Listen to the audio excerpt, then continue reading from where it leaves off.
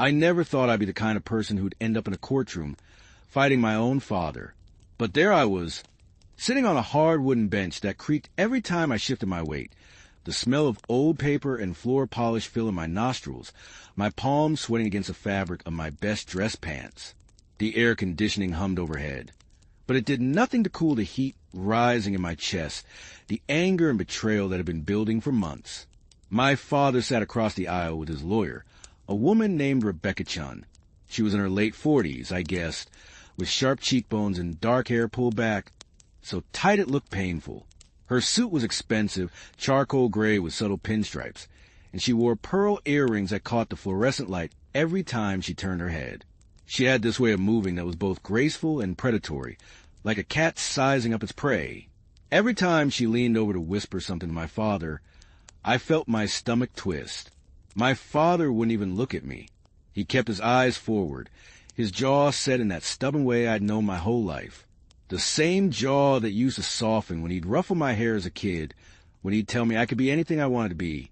Now it was just hard, unyielding, like everything else about him had become. The whole thing started 6 months earlier, when my mother died. She'd been sick for 2 years, cancer eating away at her from the inside, and I'd been there for every appointment, every treatment, every middle-of-the-night phone call, when she couldn't sleep, because the pain was too much. My father had been there too, at first, but somewhere along the way, he'd started pulling back, started spending more time at work, started making excuses. After she died, after we'd buried her in the cemetery on the hill where the wind always seemed to blow too cold, after the last casserole dish and the neighbors had been returned, that's when things got strange. My father called me into his study one evening. The room smelled like leather and old books, the way it always had, but something felt different. The lamp on his desk cast long shadows across his face, making him look older, more tired. He told me he was selling the house. Our house.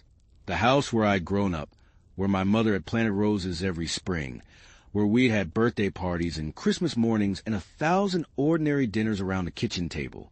He said he needed a fresh start, needed to move on.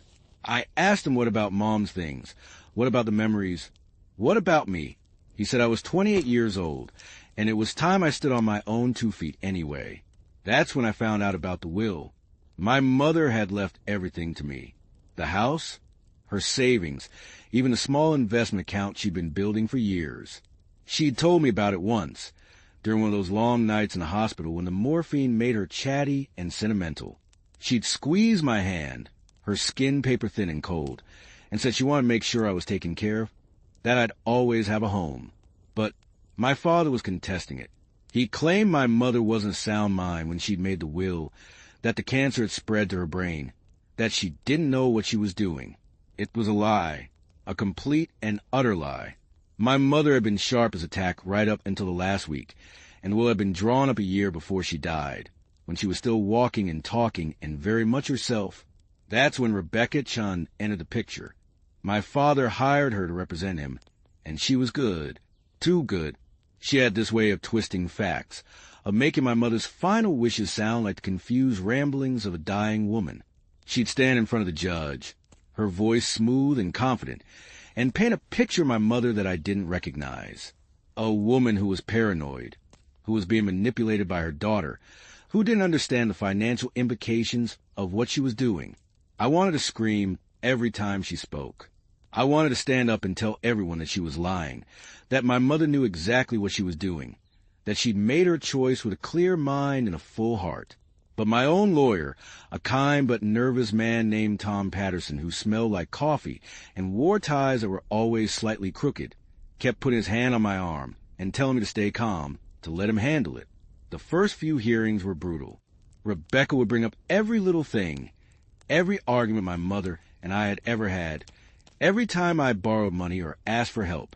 She made it sound like I was some kind of gold digger, like I'd been circling my mother like a vulture, waiting for her to die so I could cash in. The words stung like wasps, each one leaving a mark that throbbed long after we left the courtroom. My father never defended me. He'd sit there, stone-faced, nodding along as Rebecca tore apart my relationship with my mother, the man who'd taught me to ride a bike, who'd stayed up late helping me with my math homework, who'd walked me down the aisle at my wedding before my marriage fell apart 3 years later, that man was gone. In his place was a stranger who seemed determined to destroy me.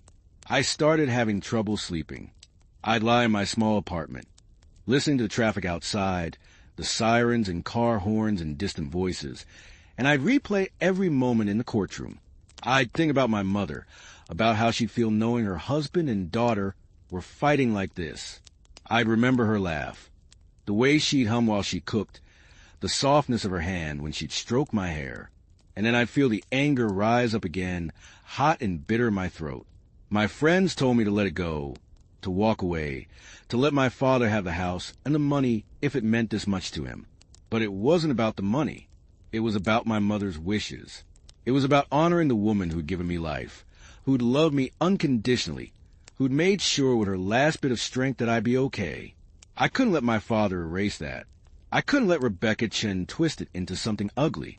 The breakthrough came on a Tuesday afternoon in late September. The air had that crisp quality that meant fall was really here, and the trees outside the courthouse were just starting to turn gold and red. I was sitting in the hallway during a recess, my head in my hands, trying to calm the nausea that had become my constant companion during these proceedings. Tom was off making phone calls, and I was alone except for an elderly woman sitting a few benches down.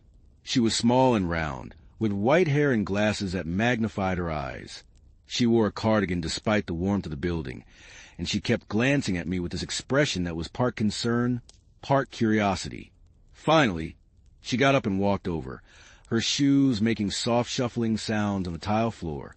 She asked if I was okay, her voice gentle and grandmotherly. I told her I was fine, just tired, but she didn't buy it. She sat down next to me, and I could smell her perfume, something floral and old-fashioned that reminded me of my grandmother. She said she'd been watching the proceedings, that she came to the courthouse sometimes because she was retired and bored, and found the cases interesting.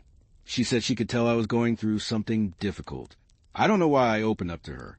Maybe it was because she was a stranger, someone who had no stake in my life, no judgment to pass. Maybe it was because she reminded me of my mother in some small way, that same warmth and concern. But I told her everything, about my mother, about the will, about my father and Rebecca Chun, and how it felt like the whole world was against me. She listened without interrupting, nodding occasionally, her eyes soft with sympathy. When I finished, she was quiet for a moment, and then she said something that made my blood run cold. She said she knew Rebecca Chun. She said Rebecca had a reputation, that she was known for taking cases that were, and she paused here, searching for the right word, ethically complicated. She said there were rumors that Rebecca sometimes had personal connections to her cases, connections she didn't disclose. I asked her what she meant, my heart starting to pound. She said she didn't know the details, but she'd heard things, whispers in the legal community.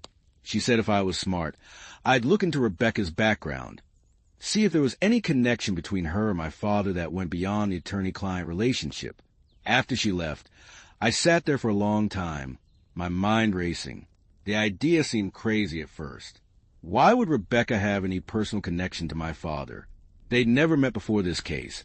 As far as I knew, my father had found her through a referral from a colleague at work. It was all above board, all professional. But the seed had been planted, and I couldn't stop thinking about it. That night, I started digging.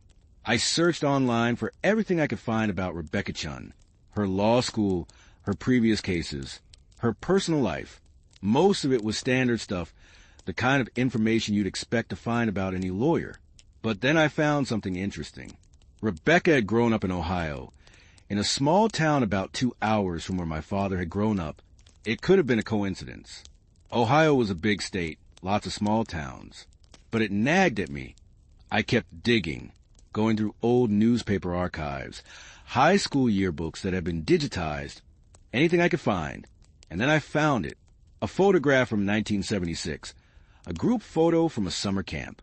There were maybe 30 kids in the picture, all lined up in rows, squinting into the sun. And there, in the back row, was my father. He looked so young, maybe 14 or 15, with shaggy hair and a goofy smile. And 3 people over, in the same row, was a girl who looked remarkably like Rebecca Chun. Same sharp cheekbones, same intense eyes. The caption listed all the names, and there it was, Rebecca Chun, age 14. My hands were shaking as I stared at the screen. They'd known each other. They'd gone to summer camp together. It still didn't prove anything. Not really. People went to camp together all the time and then lost touch for decades. But it was something. It was a thread I could pull. I hired a private investigator. His name was Marcus Webb, and he worked out a cramped office that smelled like stale coffee and cigarette smoke, even though there was a no smoking sign on the door. He was in his 50s with a weathered face and tired eyes, but he came highly recommended. I told her what I'd found, and I asked him to dig deeper, to find out if there was any ongoing connection between my father and Rebecca. It took him 3 weeks. 3 weeks of waiting, of going through the motions of the court case, of watching Rebecca perform her careful character assassination, while I sat there knowing there was something more, something hidden. 3 weeks of barely eating, of drinking too much coffee, of snapping at my friends when they tried to help.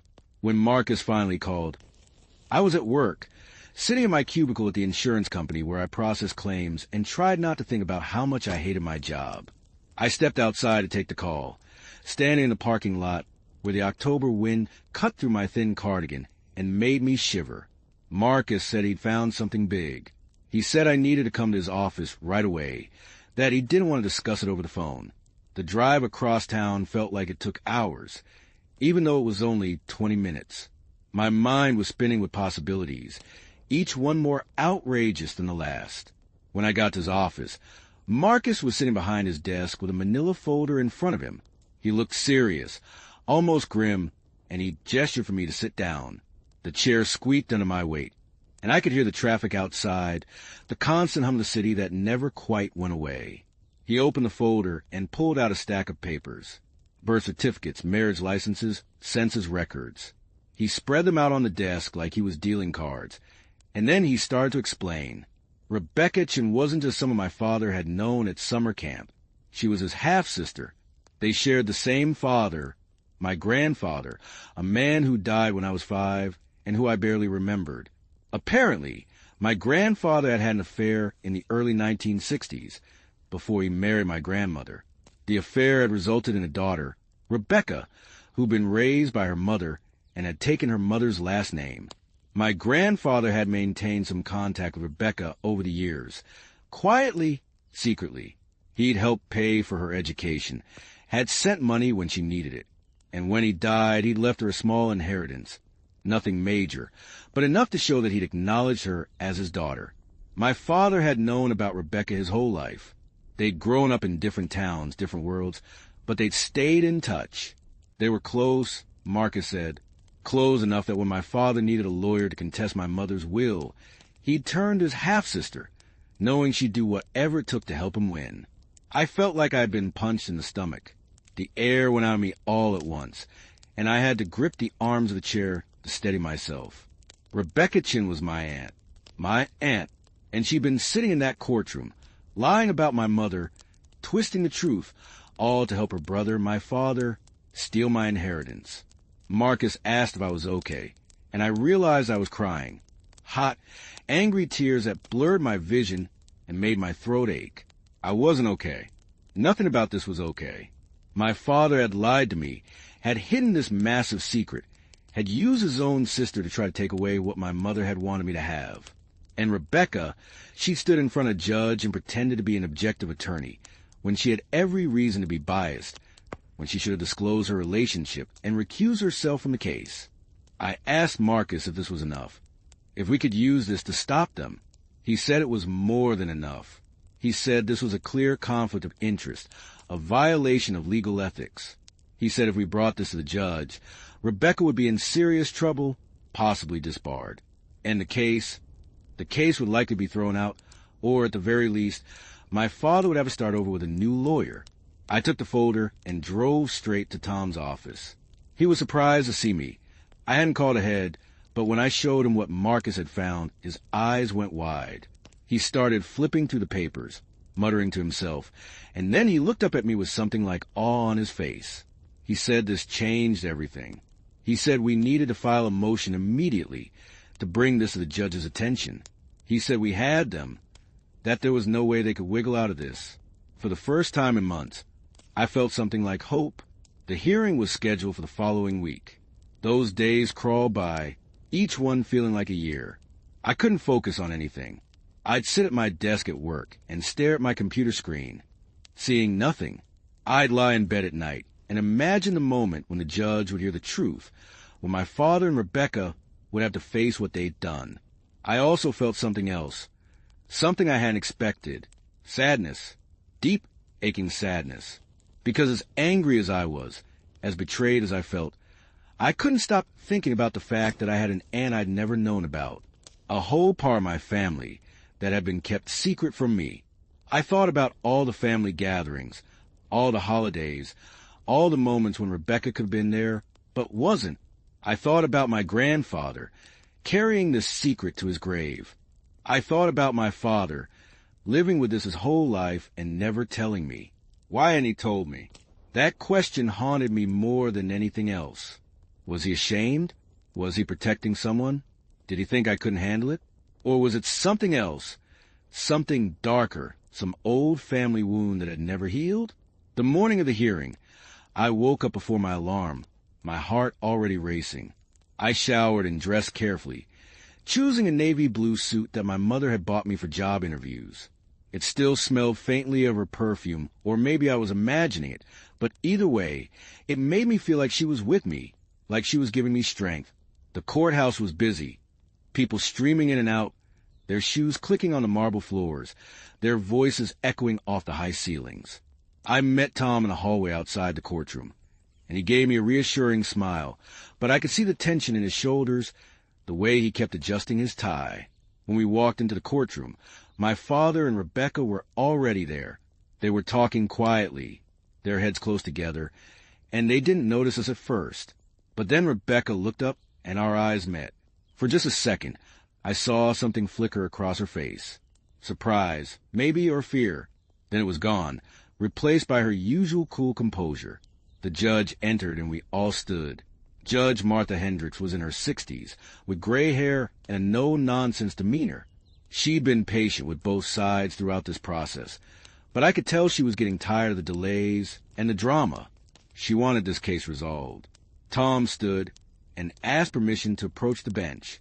The judge nodded, and Tom walked forward with our motion and the evidence Marcus had gathered. Rebecca stood too, her face carefully neutral, but I could see the tension in her jaw, the way her hands gripped the edge of the table. The judge read through the documents, her expression growing darker with each page. The courtroom was silent, except for the rustle of paper and the hum of the ventilation system. I could hear my own heartbeat, loud and insistent in my ears. I glanced at my father, and for the first time in months, he was looking at me. His face was pale, his eyes wide, and I saw something there that might have been regret. Judge Hendricks looked up, her gaze moving from Tom to Rebecca to my father. She asked Rebecca if the information in the motion was accurate, if she was indeed related to the plaintiff. Her voice was cold, clipped, and I could hear the anger underneath it. Rebecca stood, and for a moment she said nothing. The silence stretched out, uncomfortable and heavy. Then she spoke, her voice quieter than I'd ever heard it. She said yes, it was true. She said she and my father were half-siblings, that they shared a father. She said she should have disclosed the relationship, that she'd made a mistake. A mistake. The word hung in the air, inadequate and insulting. This wasn't a mistake. This was a deliberate deception, a calculated move to gain an advantage. And she was trying to minimize it, to make it sound like an oversight, like she'd simply forgotten to mention a minor detail. The judge didn't buy it. She said this was a serious breach of ethics, that Rebecca had violated her duty to the court and to the legal profession. She said she was referring the matter to the State Bar Association for investigation. She said Rebecca was removed from the case effective immediately, and that my father would need to find new representation if he wished to continue. Then she turned to my father. She asked him if he'd known about the conflict of interest, if he'd been aware that hiring his sister to represent him was inappropriate. My father stood slowly, his movement stiff and awkward. He said yes, he'd known. He said he thought it would be okay, that he needed someone he could trust. The judge's expression hardened. She said trust was important, but so was integrity. She said the court's time had been wasted, that resources had been spent on a case that was tainted from the beginning. She said she was inclined to dismiss the case with prejudice, meaning my father couldn't refile, couldn't try again with a new lawyer. Tom started to speak, to argue that the case should be dismissed, but the judge held up her hand. She said she needed time to review everything, to consider the appropriate sanctions. She said she was continuing the case for 2 weeks, and that my father should use that time to think very carefully about whether he wanted to proceed. The gavel came down with a sharp crack that made me jump. The judge stood and left the courtroom, her robe swishing behind her. And then it was over. People started gathering their things, talking in low voices, and I just sat there, feeling numb and overwhelmed and strangely empty. Tom was talking to me, saying something about how well it had gone, how we'd won, but his voice sounded far away. I was watching my father. He was standing at his table, his hands braced against the wood, his head bowed. Rebecca had already left, slipping out a side door without looking back, and my father was alone. I stood up, my legs shaky, and I walked over to him. I don't know what I was planning to say. Maybe I wanted to gloat, to rub his face in his defeat. Maybe I wanted to scream at him, to demand answers for all the lies and the betrayal. But when I got close enough to see his face, to see the tears on his cheeks, the words died in my throat. He looked up at me, and he looked old, older than I had ever seen him. The lines around his eyes were deeper, his skin gray and papery. He opened his mouth to speak, but nothing came out at first. Then, in a voice that was barely a whisper, he said he was sorry. Sorry. Such a small word for such a big betrayal.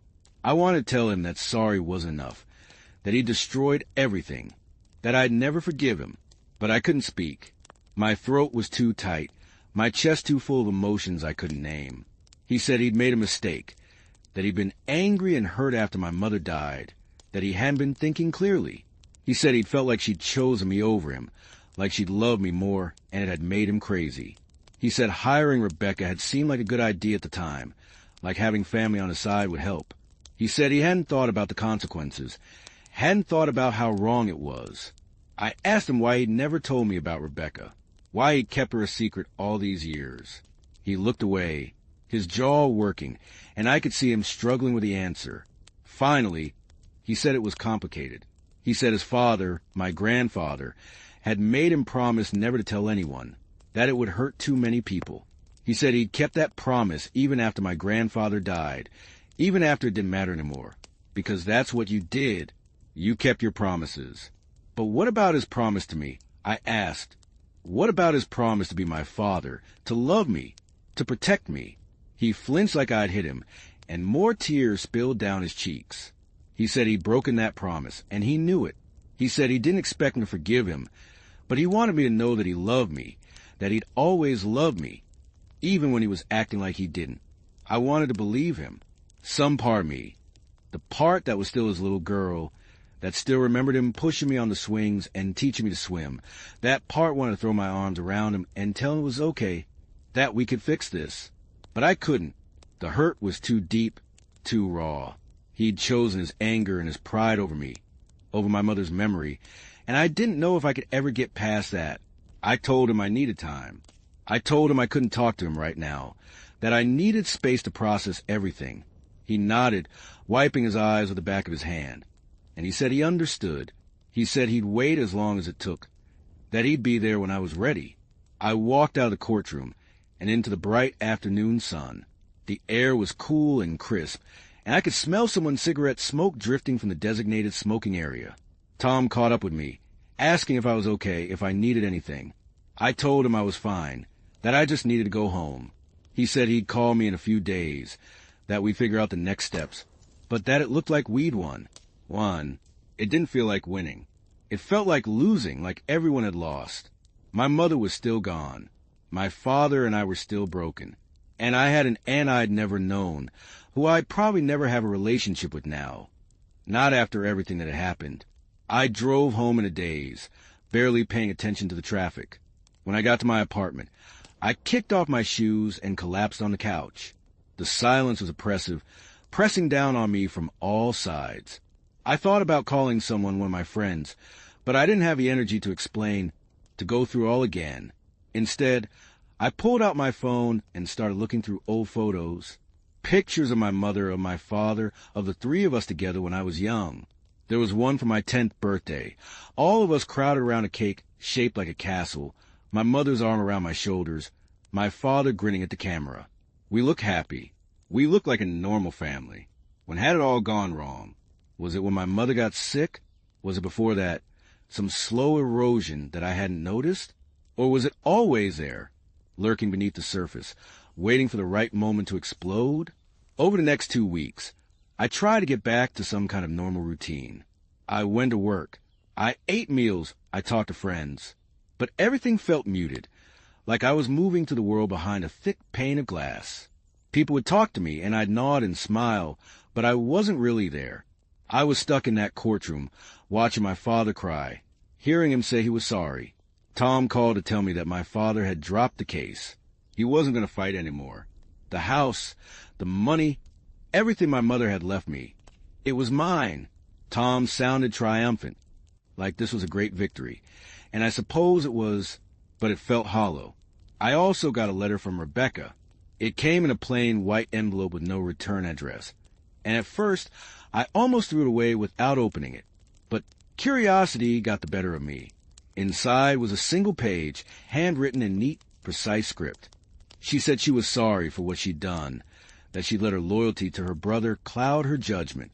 She said she'd been disbarred, that her career was over, and that she deserved it.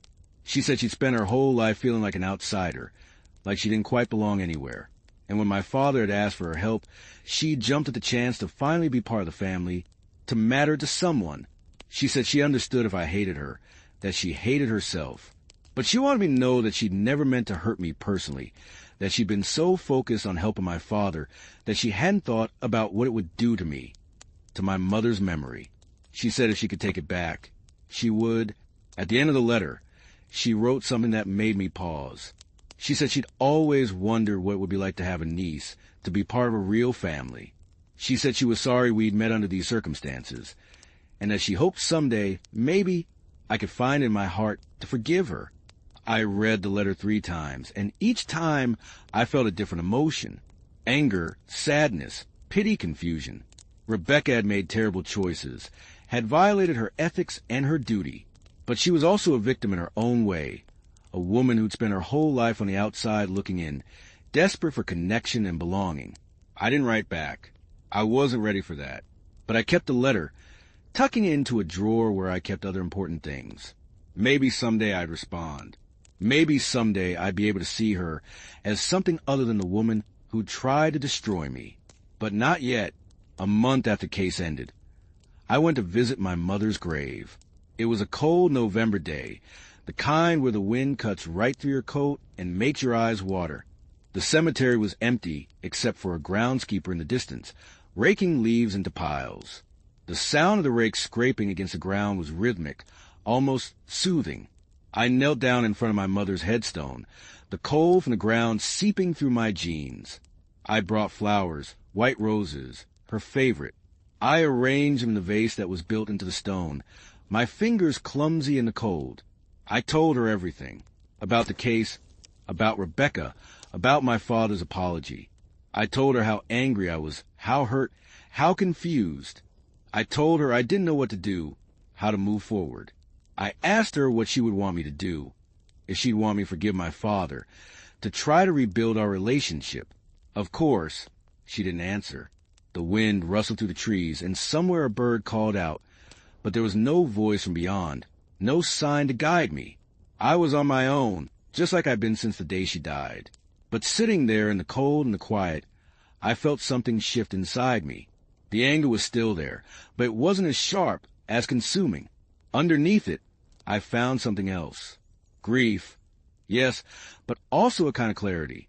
My mother had left me the house and the money because she loved me, because she wanted me to be secure and happy. She hadn't done it to hurt my father or to drive a wedge between us. She'd done it out of love.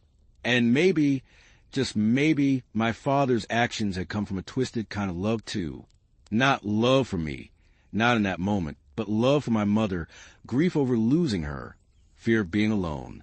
He'd handled it in the worst possible way, had made choices that were selfish and destructive, but at the core of it, he was a man who'd lost his wife and didn't know how to cope. That didn't excuse what he'd done. It didn't make it okay. But it helped me understand it just a little bit. And understanding, I was starting to realize, was the first step toward healing. I stayed at the cemetery for a long time, until my knees ached and my fingers were numb.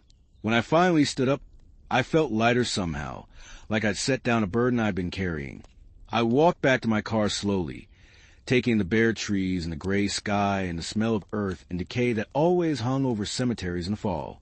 That night, I did something I'd been avoiding for weeks. I called my father. The phone rang 4 times, and I almost hung up, almost chickened out. But then he answered, his voice tentative and hopeful. I told him I wasn't ready to forgive him, that I didn't know if I ever would be. But I told him I was willing to talk, to try to understand. I told him I wanted to know about Rebecca, about my grandfather, about all the secrets that had been kept from me. I told him if we were going to have any kind of relationship going forward, it had to be built on honesty. He agreed immediately, his words tumbling over each other in his eagerness. He said he'd tell me everything, that there would be no more secrets. He said he'd do whatever it took to earn back my trust, even if it took the rest of his life. We met for coffee the following Saturday. It was a small place near my apartment, the kind with mismatched furniture and local art on the walls. The smell of espresso and baked goods filled the air, and there was soft jazz playing in the background. My father was already there when I arrived, sitting at a corner table with 2 cups of coffee in front of him.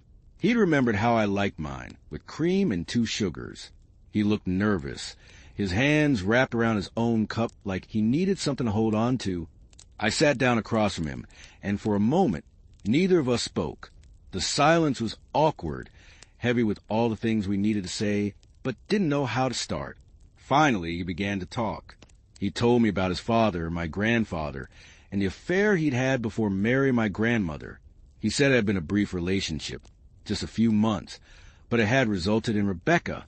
My grandfather had tried to do the right thing, had offered to marry Rebecca's mother, but she'd refused. She'd been independent, proud, and she wanted to raise her daughter on her own. But my grandfather hadn't abandoned them. He'd sent money every month, had visited when he could, had made sure Rebecca had what she needed. And when my father was old enough to understand, my grandfather had told him the truth, had introduced him to his half-sister. My father said he and Rebecca had been close when they were young. They'd write letters, talk on the phone, see each other a few times a year. But as they got older, as they built their own lives, they drifted apart. They'd still stay in touch, still exchange Christmas cards and the occasional phone call, but they weren't as close as they'd once been, until my mother died. My father said he'd been lost after she passed, drowning in grief and anger and a sense of unfairness. He'd felt like she'd abandoned him, even though he knew that was irrational, that she hadn't chosen to die.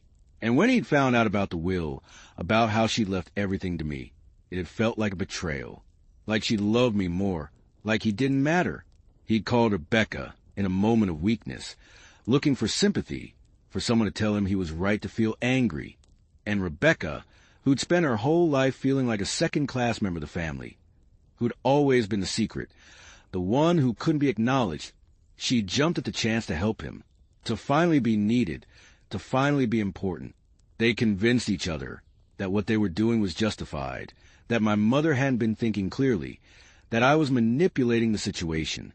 They'd built this narrative where they were the victims and I was a villain, and they believed it because it was easier than facing the truth.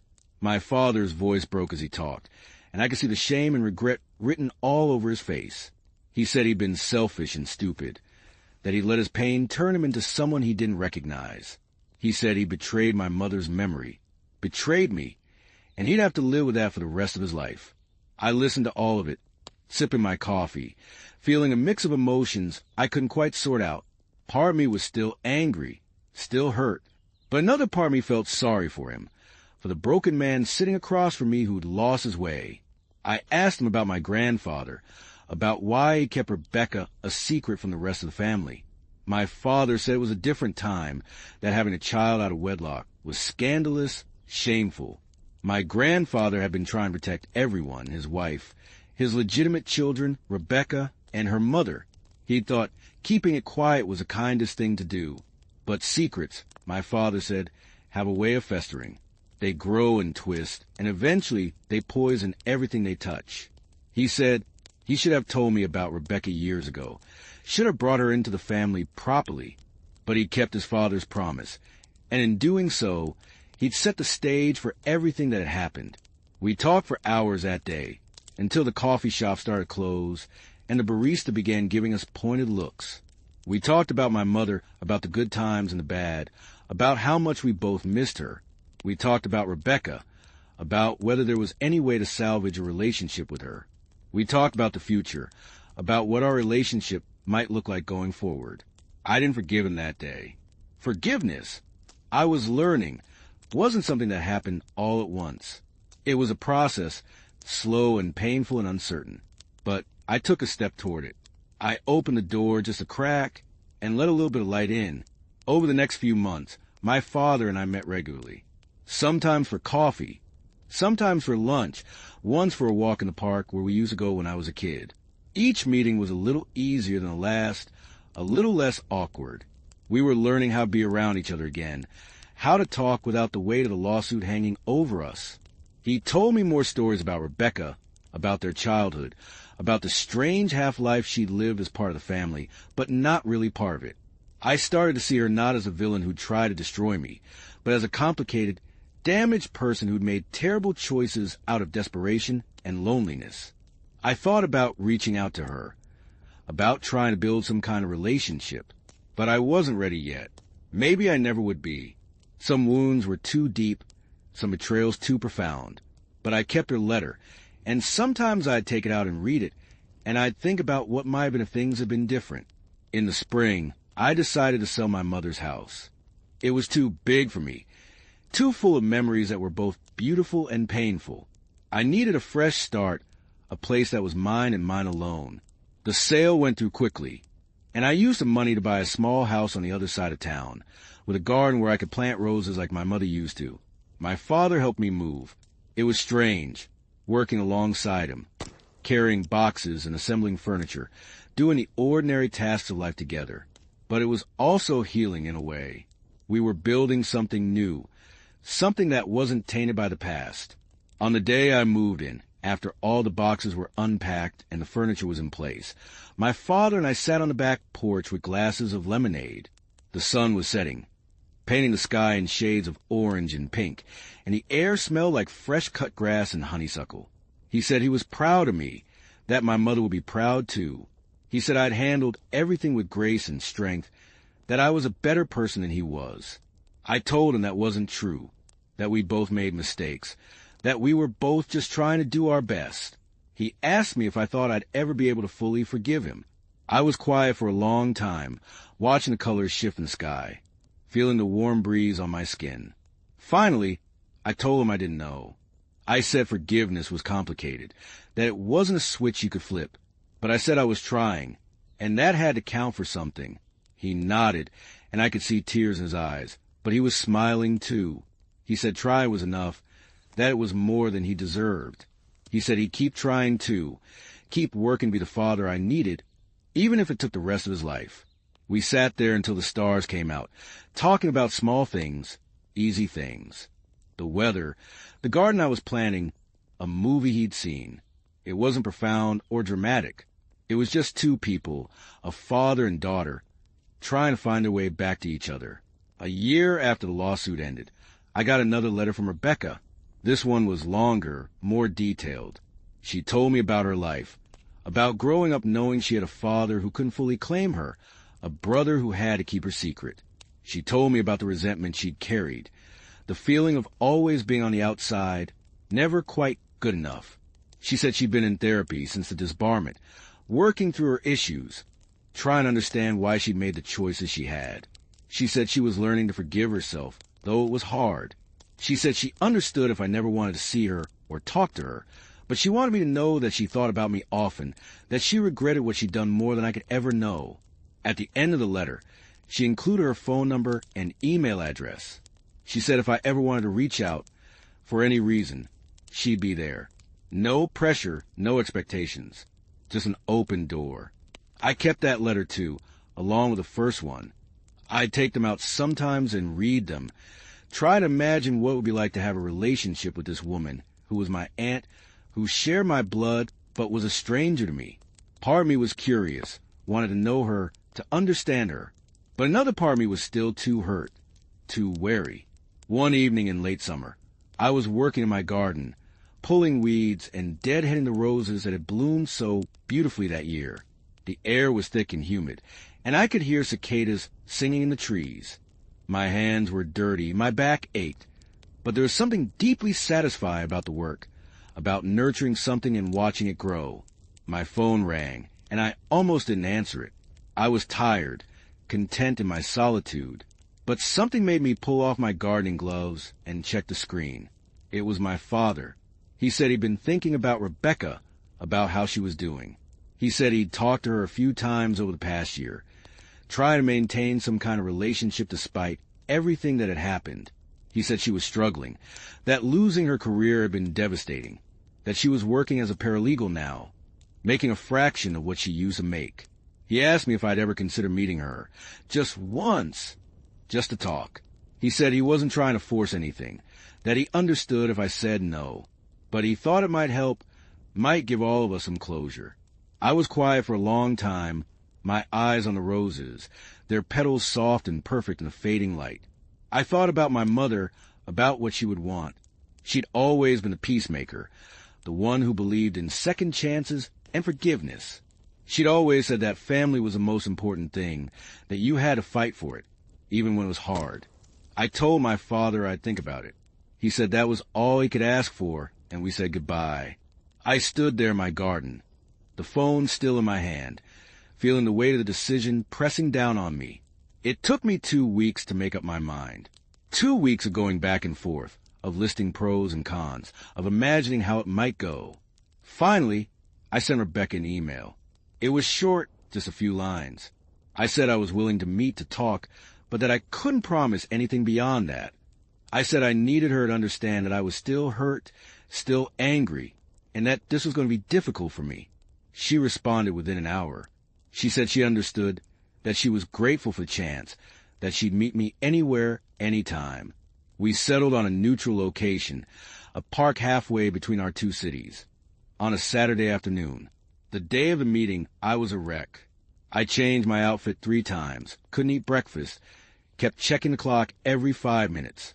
I drove to the park in a fog of anxiety, my hands gripping the steering wheel so tight my knuckles were white. Rebecca was already there when I arrived, sitting on a bench near a pond where ducks were swimming lazily in the sun. She stood when she saw me, and I got my first good look at her outside of a courtroom. She was wearing jeans and a simple blouse, her hair down around her shoulders.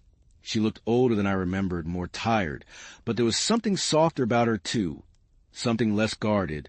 We stood there for a moment, just looking at each other, and I could see my own nervousness reflected in her eyes. Then she spoke, her voice quiet and uncertain. She said thank you for coming, that it meant more to her than I could know. I nodded, not trusting myself to speak yet, and we started walking along the path that circled the pond. For a while, neither of us said anything. We just walked, listening to the sound of the park, the children playing, the birds singing, the distant hum of traffic. Finally, Rebecca broke the silence. She said she didn't expect me to forgive her, that she knew what she'd done was unforgivable, but she wanted me to understand why she'd done it. Not to excuse it, but just so I'd know. She told me about growing up as a secret, about the shame and confusion of having a father who loved her but couldn't acknowledge her publicly. She told me about the birthdays he missed, the school events he couldn't attend, the constant feeling of being less than, of not matching. She said when my father called her after my mother died, when he asked for her help, it had felt like validation. Like finally, after all these years, she was important enough, valuable enough, to be needed. She said she let that feeling override her ethics, her common sense, everything she knew was right. She said she'd spent the last year trying to rebuild her life. trying to figure out who she was without her career, without the identity she'd built for herself. She said it had been humbling and painful and necessary. She said she was a different person now, or at least she was trying to be. I listened to all of it, and I felt my anger softening, just a little. I still didn't agree with what she'd done, still thought it was wrong and hurtful, but I could understand the pain that had driven her to it, the lifetime of feeling like she didn't belong. I told her about my mother, about how much I missed her, about how the lawsuit had felt like a betrayal not just of me, but of her memory. I told her how hard it had been to sit in that courtroom and listen to Rebecca twist the truth, to make my mother sound like someone she wasn't. Rebecca's eyes filled with tears, and she said she was sorry, that she'd say it 1,000 times if it would help. She said she'd never met my mother, but from everything she'd heard, she sounded like an amazing woman. She said she was ashamed that her first connection to my mother's memory was through trying to undermine her final wishes. We walked and talked for hours, circling the pond again and again. We talked about my grandfather, about the choices he'd made, and the legacy he'd left. We talked about my father, about his grief and his mistakes. We talked about family, about what it meant, about whether blood was enough to create a bond, or if it took more than that. By the time the sun started to set, I felt exhausted but also lighter, like I'd been carrying a heavy pack, and had finally set it down. Rebecca and I sat on the bench where she'd been waiting when I arrived, watching the ducks settle in for the night, the water turning gold in the fading light. She asked me if I thought we could ever have a relationship, if I could ever see her as family. I told her honestly that I didn't know. I said I needed time, that trust had to be earned, that it couldn't be rushed. But I said I was willing to try, to see where it went. She smiled, and it was a real smile, warm and genuine. She said that was more than she'd hoped for, that she'd take it. She said she'd wait as long as it took, that she wasn't going anywhere. We exchanged phone numbers, and I told her I'd be in touch. As I walked back to my car, I felt something I hadn't felt in a long time. Hope. Not the naive hope of thinking everything would be perfect, but the realistic hope of knowing that healing was possible, that people could change, that broken things could sometimes be mended. Over the next year, Rebecca and I built a tentative relationship. We'd meet for coffee every few weeks, sometimes with my father, sometimes just the two of us. We'd talk about our lives, our jobs, our hopes and fears. It was awkward at first, stilted and careful, but gradually became easier, more natural. I learned that Rebecca was funny, that she had a dry sense of humor that caught me off guard. I learned that she loved old movies and terrible reality TV, that she was a terrible cook but an excellent baker, that she volunteered at an animal shelter on weekends. I learned that she was more than some of her mistakes, that she was a complex, flawed, interesting person.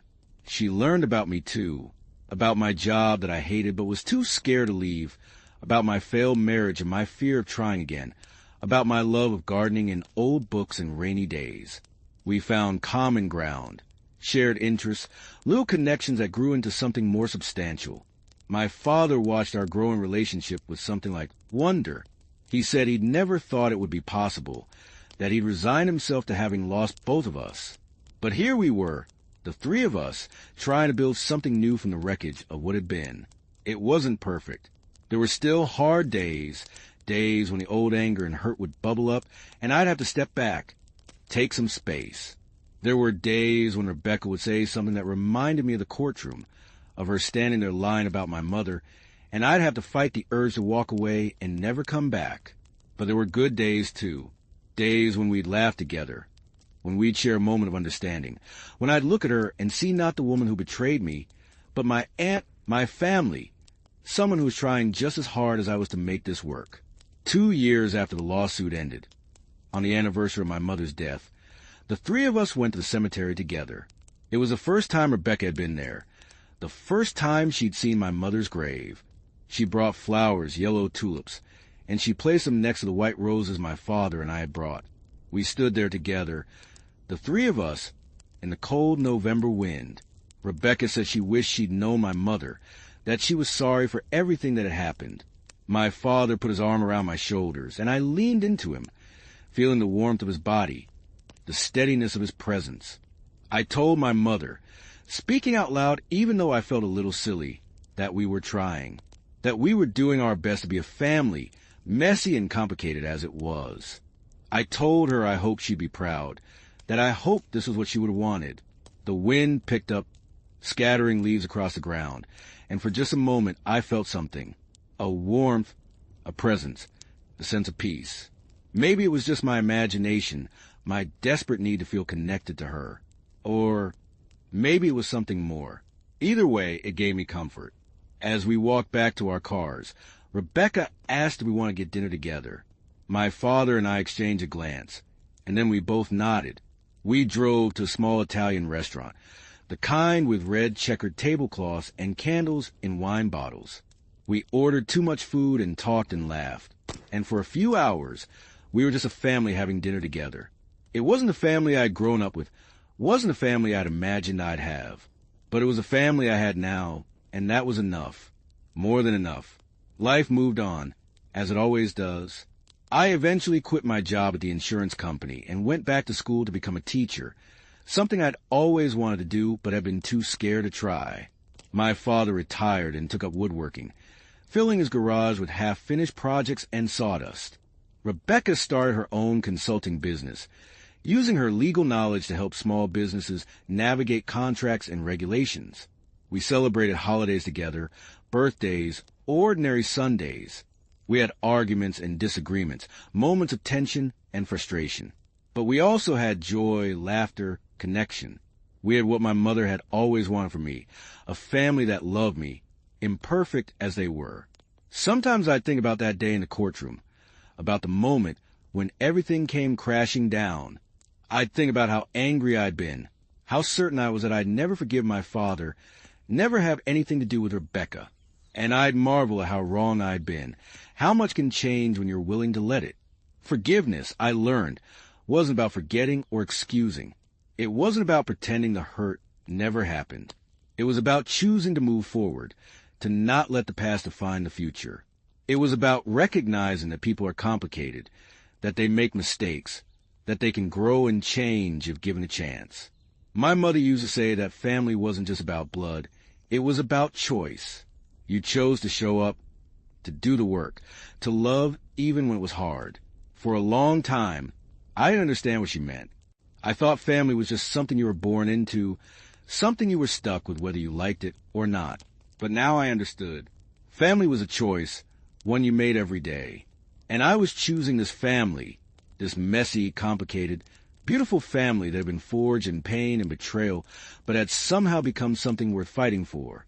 On a warm spring evening, 3 years after the lawsuit, I was sitting in my garden, watching the roses bloom. They were my mother's roses, cuttings I'd taken from her garden before I sold the house. They'd struggled at first, hadn't been sure they'd survive the transplant, but they'd taken root, had grown strong and healthy, and now they were covered in blooms, their scent filling the air. My father and Rebecca were coming over for dinner. It had become a weekly tradition, the three of us taking turns hosting, cooking for each other, spending time together. I'd made my mother's lasagna recipe, the one she'd always made for special occasions, and the smell of it baking filled the house. As I sat there, waiting for them to arrive, I thought about everything that had happened, everything we'd been through, the pain, the anger, the betrayal, but also the healing, the forgiveness, the love. It had been a long journey, and there were still miles to go, but we were walking it together, and that made all the difference. I heard a car pull up, heard doors slamming, and voices calling out. My father and Rebecca came around the side of the house, carrying a bottle of wine and a bouquet of flowers. They were laughing about something, some joke I'd missed, and when they saw me, they waved. I stood up and walked over to meet them, and Rebecca pulled me into a hug. It still felt a little strange sometimes, this physical affection with someone who'd once been my enemy. But it was getting easier, more natural. She smelled like vanilla and coffee, and when she pulled back, she was smiling. My father kissed my cheek and handed me the flowers, daisies and sunflowers, bright and cheerful. He looked good, better than he had in years. The lines around his eyes were still there, but they seemed softer now, less carved by pain and more by laughter. He'd started seeing someone, a widow he'd met at a grief support group. And those early days, I could see the happiness it brought him. We went inside, and I poured wine while they set the table. We moved around each other easily, a choreography we developed over countless dinners. Rebecca told a story about a client who tried to negotiate a contract using advice from a television lawyer, and we all laughed. My father talked about the rocking chair he was building for his girlfriend's grandson, how he'd had to start over 3 times because he couldn't get the curve right. I told him about my student teaching placement, about the classroom full of 3rd graders who were equal parts exhausting and inspiring. I told him about a little girl named Maya who reminded me of myself at that age, quiet and bookish and desperate to please. Rebecca said she'd love to come do a career day presentation, talk to the kids about law and ethics. My father said he could bring in some of his woodworking projects, show them how things were made. The timer went off, and I pulled the lasagna from the oven. The cheese was golden and bubbling, and the smell made my mouth water. We sat down at the table, and my father said we should make a toast. He raised his glass, and Rebecca and I did the same. He said he wanted to toast to second chances, to forgiveness, to family. He said he was grateful every day for the grace we'd shown him, for the willingness to try again. His voice cracked a little, and I saw tears in his eyes, but he was smiling. Rebecca added that she wanted to toast to honesty, to facing our mistakes, to doing the hard work of becoming better people. She looked at me when she said it, and I saw in her eyes all the gratitude and regret and hope that I felt too.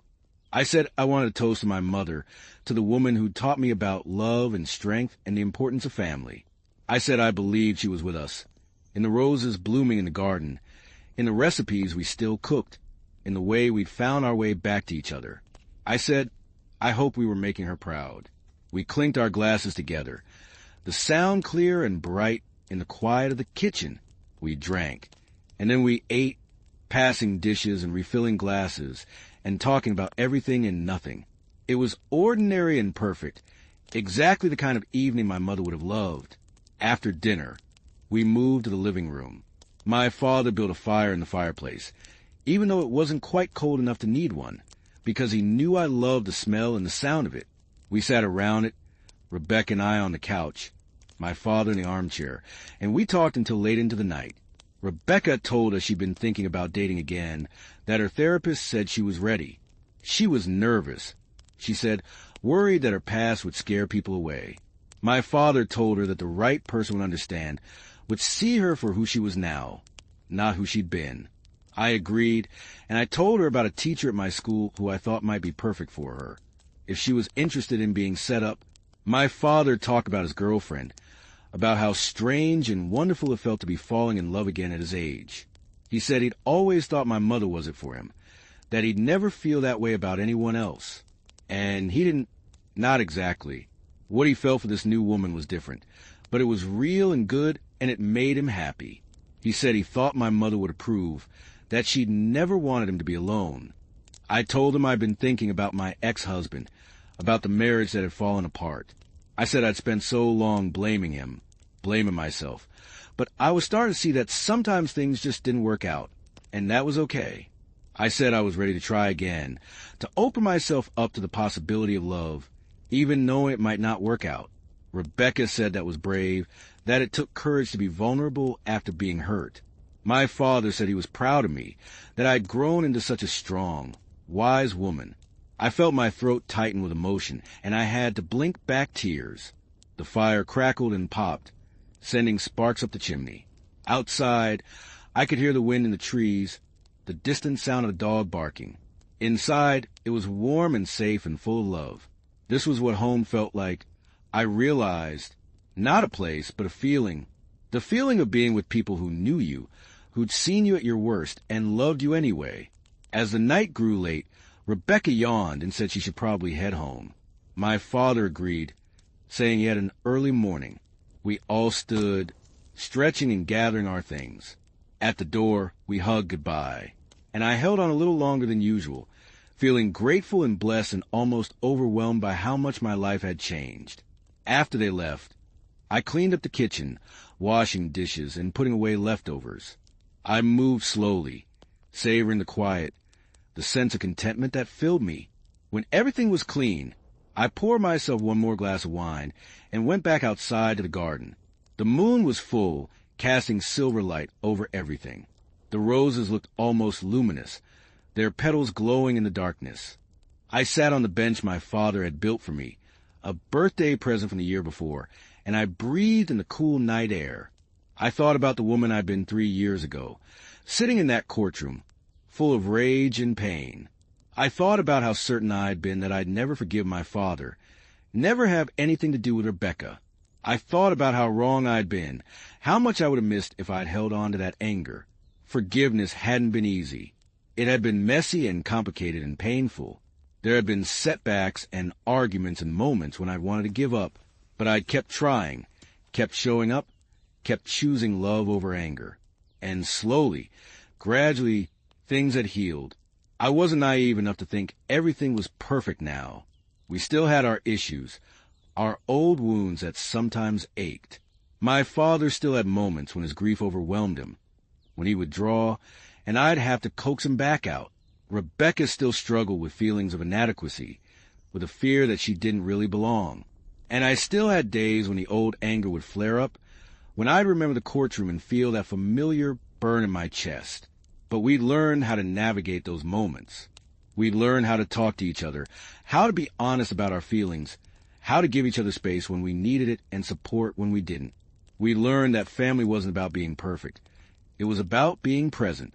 I finished my wine and stood up, ready to go inside and sleep. But before I did, I walked over to the roses, my mother's roses, and I touched one of the blooms gently. The petals were soft as silk, cool from the night air. I whispered to my mother, telling her about the evening, about the laughter and the love. I told her that we were okay, that we found our way through the darkness.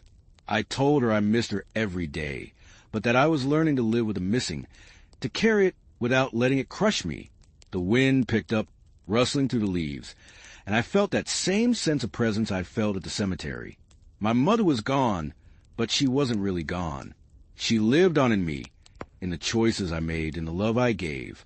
She lived on the roses and the recipes and the memories that would never fade. I went inside and locked the door behind me. I turned off the lights and climbed the stairs to my bedroom. As I got ready for bed, I thought about tomorrow, about the week ahead, about all the ordinary moments that made up a life. I thought about my students in my garden and my family, this strange, wonderful family that had been born from pain, but had become my greatest joy. I climbed into bed and pulled the covers up, feeling the softness of the sheets, the weight of the blanket. I closed my eyes and let myself drift, feeling peaceful and grateful and whole. The last thing I thought before sleep took me was that my mother had been right. Family was a choice, and it was the most important choice you could make. I'd chosen this family, with all its complications and imperfections. I'd chosen forgiveness over anger, love over hate, hope over despair. And in making that choice, I'd found something I didn't even know I was looking for. I'd found healing. I'd found peace. I'd found home. The lawsuit had torn us apart, had revealed secrets and betrayals that could have destroyed us forever. But instead, it had become the catalyst for something new, something better. It had forced us to confront our pain, to be honest with each other, to do the hard work of rebuilding. Not everything had been what it seemed. My father's lawyer had been secretly a relative, yes, but that revelation had led to so much more. It had led to understanding, to connection, to a family that was stronger for having been broken and mended. Years passed, and our family continued to grow and change. My father married his girlfriend, a warm woman named Patricia, who welcomed Rebecca and me with open arms. Rebecca met someone too, a kind man who worked as a social worker and understood the complexities of family and forgiveness. I watched her fall in love, watched her learn to trust again, and I felt proud of how far she'd come. I eventually met someone myself, a fellow teacher named David who had a gentle soul and a quick laugh. We took things slow, both of us carrying scars from previous relationships, but it was good. It was real. And when I introduced him to my father and Rebecca, when I watched them welcome him into our family, I felt a sense of completeness I'd never experienced before. Rebecca and I grew closer over the years. We developed our own traditions, separate from my father. We'd meet for brunch on Sunday mornings, just the two of us, and we'd talk about our lives, our relationships, our dreams. She became not just my aunt, but my friend, my confidant, someone I could count on. She told me once, over mimosas and French toast, that meeting me had saved her life. She said after the disbarment, after losing everything she'd worked for, she'd been in a dark place. She thought about ending it, about just giving up, but the possibility of having a relationship with me, of being part of a real family, had given her something to hold on to, a reason to keep going. I told her that she'd saved me too, in a way, that learning to forgive her, learning to see past my anger and hurt, had taught me things about myself I'd needed to know. It had taught me that I was stronger than I thought, more capable of grace and compassion than I believed. It had taught me that people could change, that redemption was possible. We sat there in a restaurant, tears streaming down both our faces, holding hands across the table. The other diners probably thought we were crazy, two women crying into their breakfast. But we didn't care. We were having a moment, a real moment of connection and understanding, and it was beautiful. My father's health started to decline when he was in his early 70s. Nothing major at first, just the usual aches and pains of aging. But then he had a heart attack, a mild one, and it was a wake-up call for all of us. Patricia called me from the hospital, her voice shaking, and I drove there as fast as I could, my heart pounding with fear.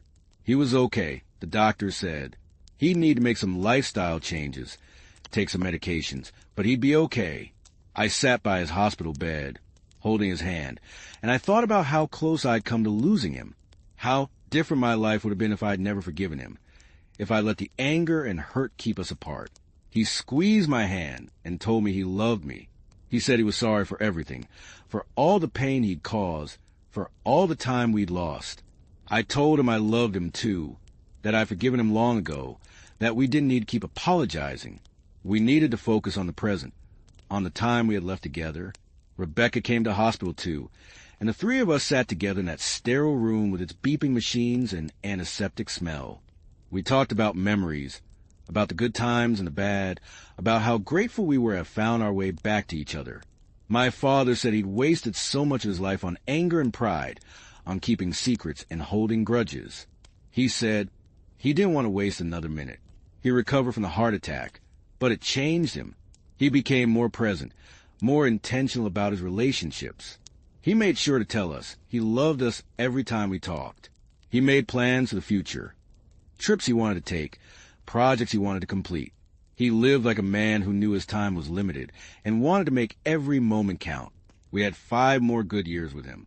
5 years of holidays and dinners and ordinary days. 5 years of laughter and love and the deep satisfaction of knowing we'd done the work. We'd healed the wounds. We'd become the family we were meant to be. When he finally passed, peacefully in his sleep at the age of 76, Rebecca and I were devastated. But we were also grateful. Grateful for the time we'd had. Grateful for the reconciliation. Grateful that we'd been able to say everything that needed to be said. We planned his funeral together, Rebecca and Patricia and I. We chose readings and music. We wrote eulogies. We made sure it was a celebration of his life, not just a mourning of his death. At the service, I stood at the podium and looked out at the crowd of people who'd loved him, and I told them about the man he'd been. I told them about his mistakes, because those were part of the story too. I told them about the lawsuit, about the betrayal, about the dark time when we'd been estranged. But I also told them about the reconciliation, about his courage in facing what he'd done, about his commitment to making things right. I said my father had taught me that it's never too late to change, never too late to apologize, never too late to choose love over pride. I said he'd given me the greatest gift a parent could give, the gift of showing me that people are complex and flawed and capable of both terrible mistakes and beautiful redemption. Rebecca spoke too, her voice strong and clear. She talked about growing up as a secret, about the pain of that, but also about the joy of finally being acknowledged, of finally being part of the family. She said my father had been her brother, her friend, her champion. She said he'd made mistakes, but he'd also made amends, and that was what mattered. We buried him next to my mother, in the cemetery on the hill where the wind always blew. as we stood there watching his casket being lowered into ground. Rebecca put her arm around me, and I leaned into her. We were family now, truly family, bound not just by blood but by choice, by shared pain and shared healing. After the funeral, after all the guests had left and the casseroles had been delivered, Rebecca and I went back to my house. We sat in the garden, in the spot where my father and I had sat so many times, and we talked about him. We shared memories, we cried, we laughed at the funny stories. We mourned together, and in that morning we grew even closer. David brought us tea and sandwiches, and he sat with us for a while, listening to our stories. He loved my father, too, had been welcomed into the family with open arms. He understood what we were feeling, the complicated mix of grief and gratitude. As the sun set and the air grew cool, Rebecca said she should probably go home. But before she left, she turned to me and said something I'll never forget. She said that finding me, finding this family, had been the best thing that ever happened to her. She said yes, it had started with betrayal and pain, but it led to love and belonging, and she wouldn't trade that for anything. I told her I felt the same way. That as much as I'd hated the lawsuit, as much as it had hurt, I couldn't regret it, because it had led us here, to this moment, to this family. It had forced us to confront our demons, to do the hard work of forgiveness, to choose love over anger. She hugged me tight, and I could feel her tears on my shoulder. We stood there for a long time, two women who'd been enemies and had become family, holding each other in the gathering darkness.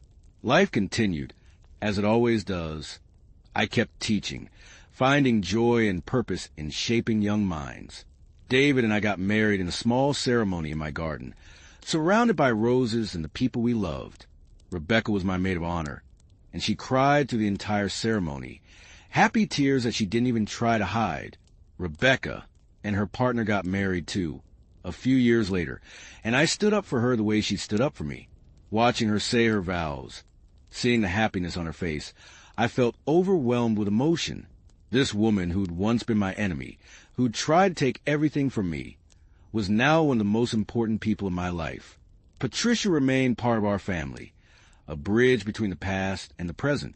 She'd tell us stories about my father, things we hadn't known, and we'd laugh and cry and feel grateful for every moment we had with him.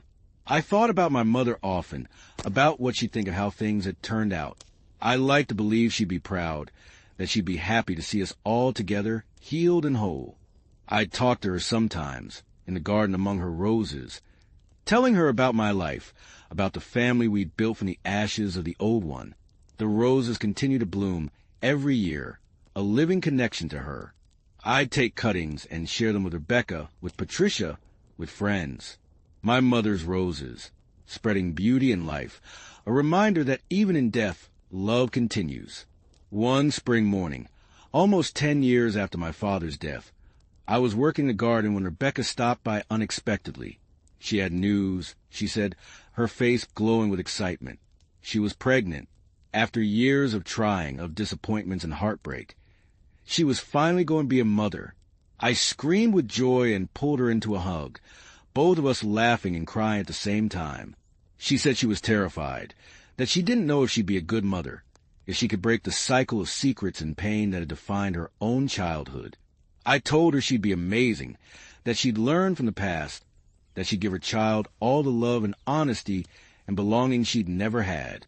When Rebecca's daughter was born, a beautiful baby girl with dark hair and her mother's eyes, she asked me to be the godmother. I held that tiny baby in my arms, breathing in her sweet newborn smell, and I felt the weight of the responsibility and the honor of it. Rebecca named her Grace, after my mother. She said my mother had been the catalyst for everything, that her final wishes had set in motion the events that led to our family. She said she wanted to honor that, to make sure Grace knew the story of the grandmother she'd never meet, but who'd shaped all of their lives. I watched Rebecca become a mother, and it was beautiful. She was patient and loving and present in a way her own parents had never been for her. She told her daughter the truth, age-appropriate versions as she grew, about the complicated family history, about the mistakes that had been made, and the healing that had followed. She made sure Grace knew that family was about love and choice, not just blood. David and I had children too. 2 boys who filled our house with noise and chaos and joy. They grew up knowing their Aunt Rebecca, knowing the story of how our family had been broken and mended. They grew up understanding that people made mistakes, but that forgiveness and love could heal almost anything. On summer evenings, we'd all gather in my garden, Rebecca and her family, Patricia, my boys, and we'd eat dinner surrounded by roses. The children would run and play while the adults talked and laughed, and I'd look around at all these people, this family we'd built, and I'd feel overwhelmed with gratitude. Grace would ask me to tell her stories about her namesake, about my mother, and I'd tell her about the woman who'd loved roses and old movies, who'd been strong and kind and wise. I'd tell her about how her grandmother had made sure I was taken care of, even after she was gone, and how that act of love had changed all of our lives. I'd tell her about the lawsuit, about the pain and the anger, but also about the healing and the forgiveness.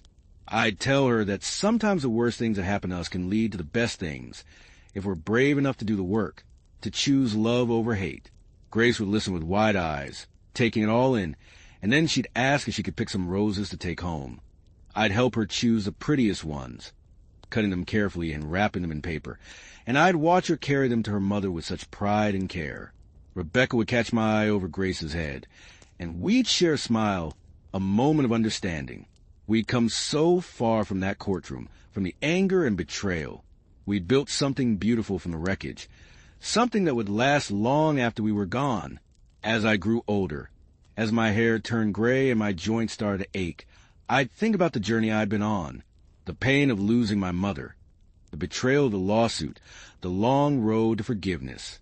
I'd think about all the moments, big and small, that had brought me to this place of peace and contentment. I'd think about that elderly woman in the courthouse, the one who'd told me to look into Rebecca's background. I'd never seen her again, never got to thank her for the seed she planted. But I'd think about her sometimes, wonder if she'd been an angel, a messenger sent to help me find the truth. I'd think about Marcus, the private investigator who'd uncovered the secret. I'd send him a Christmas card every year, a small thank you for the role he'd played in changing my life. He'd write back sometimes, brief notes saying he was glad things had worked out, that he was proud to have helped. I'd think about Tom, my nervous lawyer who'd stood by me through it all. He'd retired years ago, but we still kept in touch. He'd tell me that my case had been one of the most memorable of his career, not because of the legal complexities, but because of the human story at its heart.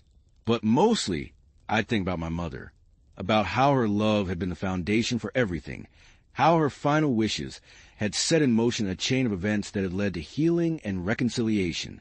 She wanted me to be taken care of, and she had, in ways she could never have imagined. I'd think about my father, about his journey from anger and betrayal to remorse and redemption, about how he'd faced his mistakes and done the hard work of making amends, about how he'd show me that it's never too late to change, never too late to choose love. And I'd think about Rebecca, about the woman who'd been a stranger, then an enemy, then family, about how she taught me about grace and forgiveness, about the complexity of human nature, about the power of second chances. On a warm afternoon in late summer, when I was in my 60s and my grandchildren were playing in the garden, I sat on the bench my father had built, and I felt a deep sense of peace. The roses were in full bloom, their scent heavy in the air. The sound of children's laughter filled the space, bright and joyful. Rebecca sat down next to me, her hair now streaked with gray, her face lined with the years, but still beautiful. We sat in comfortable silence, watching the children play, watching the next generation grow up in a garden that had been such a source of healing for us. She said quietly that she was grateful for the lawsuit, as strange as that sounded, because without it, we never would have found each other. We never would have built this family, this life. The pain had been necessary, she said, to get to the joy. I agreed. I said I used to wish I could go back and change things, prevent the lawsuit, spare us all the pain. But now I understood that the pain had been part of the journey, that we needed to go through it to get here, that sometimes you had to break before you could heal.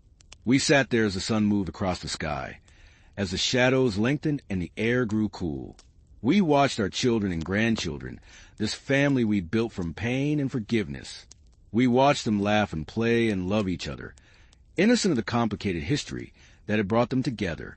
Grace came running over, now a teenager with her mother's sharp features and her grandfather's smile. She asked if we wanted to join them for a game, and Rebecca and I looked at each other and laughed. We were too old for running around, we said, but we'd watch and cheer them on. Grace rolled her eyes in that way teenagers do, but she was smiling. She kissed both of our cheeks and ran back to the others, her voice joining the chorus of laughter and shouts. Rebecca took my hand, and we sat there holding hands like the sisters we become. Not sisters by birth, but sisters by choice, by shared pain and shared healing. Sisters in the truest sense of the word. As the evening drew on and families started to pack up and head home, as the garden slowly emptied and the noise faded to quiet, I felt a profound sense of completion. This was what my mother had wanted from me. I realized not just financial security, not just a house and some money. She wanted me to have love, family, belonging. She wanted me to have a life full of meaning and connection. And I did, despite everything. Despite the pain and betrayal and the long road to forgiveness, I had exactly what she'd wanted for me.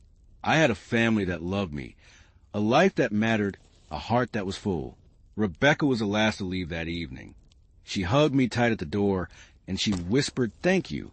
Thank you for giving her a chance, for seeing past her mistakes, for letting her be part of this family." I whispered back that I was the one who should be thankful, that she taught me things about myself I needed to learn. After she left, I walked through my house, turning off lights and locking doors. I paused in the living room, looking at the photos on the mantel. My mother and father, young and in love. My wedding day, David and me surrounded by family. Rebecca and me at her daughter's baptism, both of us holding baby Grace. My boys at various ages, Gap, toothed and grinning. Patricia and my father on their wedding day, both of them glowing with happiness. A family complicated and messy and beautiful. A family that had been broken and mended, that had been tested and had survived. A family built on honesty and forgiveness and love. I climbed the stairs to my bedroom, my body tired but my heart full. I got ready for bed, moving to a familiar routine, and then I slipped under the covers. David was already asleep, his breathing deep and even, and I curled up next to him, feeling the warmth of his body, the comfort of his presence. I thought about the young woman I'd been, sitting in that courtroom, full of rage and pain. I thought about how certain I'd been that I'd never forgive, never forget, never move past the betrayal. And I marveled at how wrong I'd been, at how much I would have missed if I'd held on to that anger. Life, I'd learned, was full of surprises, full of pain and joy, betrayal and redemption, endings and new beginnings. Nothing was ever quite what it seemed on the surface. People were complex, situations were nuanced, and the truth was often hidden beneath layers of hurt and misunderstanding. My father's lawyer had been secretly a relative, yes, but that secret, once revealed, had become the key to unlocking a whole new chapter of my life. It had forced us to confront our pain, to be honest with each other, to do the hard work of healing. And in doing that work, we'd found something precious, something worth all the struggle. We'd found family, real family, the kind that shows up and does the work and loves you even when it's hard, the kind that forgives and grows and changes, the kind that lasts. As I drifted off to sleep, I felt my mother's presence, warm and comforting. I felt her approval, her love, her pride. She'd set this all in motion with her final wishes, and I liked to think she was watching over us, seeing what we'd built, knowing that her love had been the foundation for it all. The roses would bloom again next spring, and the spring after that, and the spring after that. My children would tend them when I was gone, and their children after them. The roses would continue, a living legacy of love and forgiveness, of pain transformed into beauty. And our family would continue too, growing and changing, facing new challenges and new joys. But always at the core of it would be the lessons we'd learned. That forgiveness is possible, that people can change, that love, real love, is a choice you make every single day. Not everything is what it seems. Sometimes the worst betrayals lead to the greatest blessings. Sometimes the people who hurt us the most become the people we love the most. Sometimes you have to lose everything to find what really matters.